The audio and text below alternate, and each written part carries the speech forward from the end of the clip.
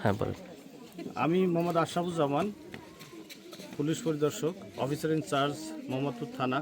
আপনি ইতিমধ্যে অবগত হয়েছেন গত পরশুদিন 5 তারিখে সন্ধ্যাকালীন সময়ে এই কাওয়ালিপাড়া গ্রামের প্রতিবেশী ইন্দ্রজিৎ সাহা, সে রাজমিস্ত্রি কাজ করে এবং তারই সাথে যোগালি হিসেবে কাজ করে এই বিপ্লব সরকার। তা বিপ্লব সরকারের বাড়িতে সে আসার পরে তার যে ভাগ্নি ছিল, ভাগ্নিকে এবং তার বোনকে দাওয়াত করে তার বাড়িতে খাওয়ার জন্য।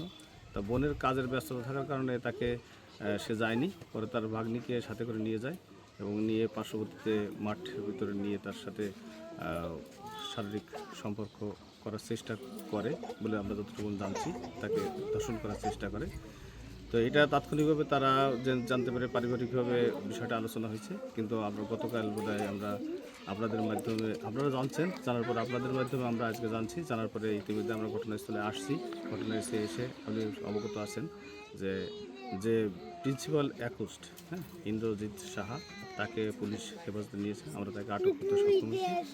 আর ভিকটিমকে আমরা কথা বলেছি, ভিকটিম মাইনর এজের। তো তাদের অভিযোগের প্রেক্ষিতে মামলা রুজু প্রক্রিয়াধীন আছে। ধন্যবাদ। আচ্ছা, ঠিক আছে।